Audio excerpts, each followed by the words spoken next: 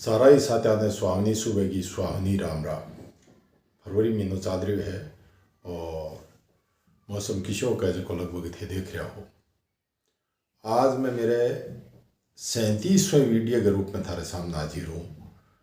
आज के दिन यानी 3 जनवरी 2024 में मेरा पहला वीडियो डालियो हो और आज 37वां वीडियो तैयार करना। देसी भाषा में देसी बात कर शा कि मनुष्य एक विचारशील प्राणी है। अब बात आप सगला सुनिए, लेकिन खाली मनुष्य विचारशील प्राणी को नहीं, संसार को हर जीव पशु पक्षी सही विचारशील है। किया है विचारशील? आप पालतू पशु की बात करा, गाय भैंस जगह दूध देने वाला पशु है, घर में पाया जाए है और सुबह उठता ही बाकी मालकिन जावे, जब दूर देखता ही खड़ा हो जावे, मन ध्यान है अब आपने उठनो है और खानो पीनो करना है और दूध भी देना है। और गाय भैंस में कई कई ईर्ष्या है। गांव की भाषा में आप बात करानी तो बिन कहेंगे तो पाँव तकड़ी है और कई दूध ऊंचो चढ़ा जा। तो बाबा विचारांगी देन है, यदि भी पशु की आपके मालिक के प्रति सद्भावना है, अच्छी भावना है, तो वह खुल के फ्री माइंड दूध देसी, यानी जितो भी आपके खुशी जको देसी। और जगह की दूषित भावना है जगह पशु की, जको वो दूध ऊंचो चढ़ जा। और प्रकृति द्वारा प्रदत्त एक सिद्धांत भी है कि पशु आपको बछड़ो या भैंस के लिए पाडो है, बिंगे लिए थोड़ो गो भी राख ले, यानी कुछ दूध बचा के राख ले। बिंगे मालकिन दूध चाहे पूरा निकाल दे, लेकिन कुछ बचाने की क्षमता है। इनको मतलब विचार तो भी में है ही है। तो गाय भैंस को उदाहरण दिया है, हर पशु में विचार हुए और अलग अलग पशुओं में अलग अलग क्षमता भी हुए। कि ऊँट एक बार जगह रास्ते निकल जा तो वो भी रास्ते न भूले को नहीं। अब बात पुरानिया लोग कहे है कि वो भी रास्ते में आप ही उड़ जा, तो बाबी में याददाश्त क्षमता हुए। और ऊँट एक द्वेष भाव यानी कि नहीं निशाने पर ले लेकिन सारी दुश्मनी पाल ले तो कभी मामला में बड़ो खतरनाक हुए। इनको मतलब विचार तो पशुओं के मन में भी उत्पन्न हुए। पक्षी जगह पक्षी आप देखा कि नियत जगह पर दाणू डालो जाए तो जो ही दाणू डालने के लिए कोई आदमी बैठे जावे, वह पक्षी उड़ बैठा आ जावे, या पानी जठे डेली भरियो जावे, परिंडो जठे रखियो जावे, बैठे वह पक्षी उड़ अपने आप आ जावे। या कोई बात खतरो मंडरा तो दिखाए तो वह पक्षी पहले ही बैठो उड़ जा। तो इनको मतलब तय है कि विचार तो सोचन शक्ति तो खाली मनुष्य में ही को नहीं, विश्व के हरेक प्राणी में है। एक छोटी छोटी चिंटी भी हुए, यदि भी नहीं अंदेश हो लगे कि सामने खतरो है तो वह आपकी दिशा बदल दे। अब मनुष्य अलग क्यों है, इन बात पर आप बात कर शा। तो मनुष्य विचारशील तो है ही है, इन सागे विचार अभिव्यक्ति यानी बात रखने की क्षमता मनुष्य रखे। आपका विचार है जिसका दूसरे के सामने प्रकट कर सके, कुदरत इतो भी ने अतिरिक्त दी हुए। हालांकि विचार तो पशु पक्षी एक दूसरे ने आदान प्रदान कर सके, लेकिन बाकी पशु पक्षियों की भाषा है जिसकी आप समझ कौन सका। और मनुष्य है जो चाहे संसार के किसी कोने में रहे, भाषा चाहे खुद समझे या नहीं समझे, लेकिन द्विभाषा है, बांगे माध्यम समझ जा। क्योंकि पशु ने भी तो प्रशिक्षित को नहीं करो जाए, पक्षी ने भी तो प्रशिक्षित को नहीं करो जाए, और मनुष्य ने करो जाए। तो मनुष्य विचारशील के सागे सागे अभिव्यक्ति की स्वतंत्रता रखे, अभिव्यक्ति कर सके। अब अभिव्यक्ति तो कर सके, विचार तो हर जीव के माँ, हर मनुष्य के माँ उत्पन्न होता रहे। अब विचार कठू आवे कि आवे, ये चीज़ें आपने देखनी है। तो विचार एक तरीके से एक बीज है। तो जी तरीकों जिसो बीज जमीन में बीजा बिशी आगे जाके फसल तैयार हुए और भी पर बड़ो वृक्ष को रूप धारण भी कर ले। जी विचार यदि आप अपने मन में ठीक लेर चाल छा तो जीवन में जो रस्तो मिलसी, जीवन जीने में जो आप आधार मिलसी वो अच्छो मिल जीसी। और यदि आप लापरवाही में गलत विचारों पर चाल पड़ा तो अपने पर बे हावी हो जीसी। अब मैं मेरी बात करूँ तो मन बहुत सारा लोग तो यह कहे है कि तू आधो मूर्ख है, और बहुत सारा लोग आ कहे कि तू आधो समझदार है। अब देखो कितनी चतुराई है। मैं भी मन ही मन में कई बार तो सोच, कई बार अफसोस भी हुए। दोनों का अर्थ एक ही है, लेकिन कहने वाला को तरीको अलग है। एक सकारात्मकता के साथ बात कहे, एक नकारात्मकता के साथ बात कहे। जो कहे आधो समझदार है तो मन में या जो सजा के इंगो मतलब की तो अपने में क्षमता है, आप यदि प्रयास करा तो और इनमें सुधार हो सके और भी मेरो जोश दुगुण हो जा और भी दिन में अच्छो साहित्य पढ़ूँ, भी मैं कोई न कोई बात निकालूँ और बात हमारे सामने पेश करूँ। जगह भी मैं विचार रखूँ, कोई जरूरी को नहीं से विचार मेरे कना अनुभव यहाँ है, कुछ विचार अनुभव के द्वारा है, कुछ अच्छी किताबों में लिया जाए, कुछ जगह मेरे इर्द गिर्द संपर्क में रहने वाला लोग है बहुत जानकारी लेकर मैं प्रस्तुत कर रहा हूँ।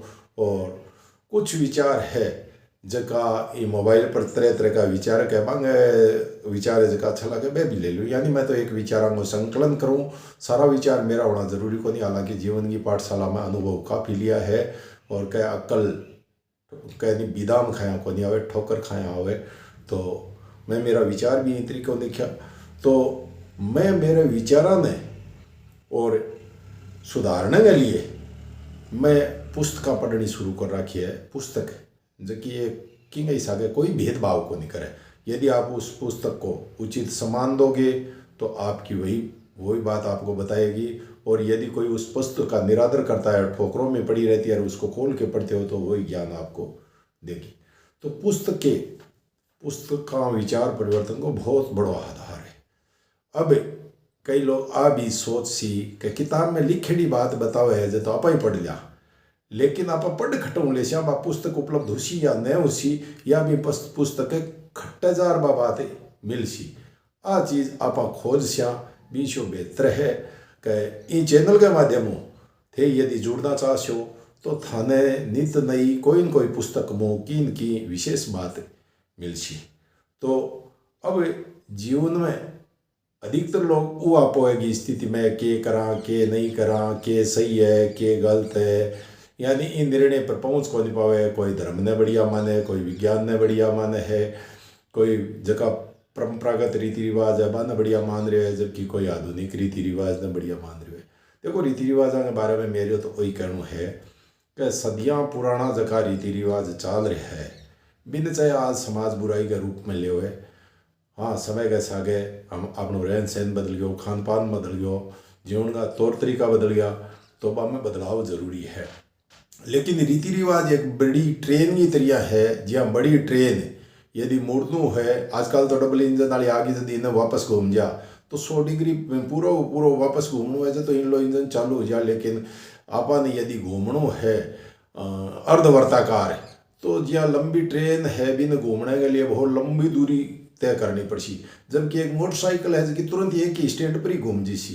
तो रीति रिवाज का लंबे टाइम वो चल रहा है, आमें धीरे धीरे सुधार हुसी, लेकिन हुसी धीरे धीरे ही कोई एक झटकाऊँ को नहीं झटकाऊँ जठे रीति रिवाज ने तोड़े तो बिंगी जगह किन नयो स्थापित करना पड़े।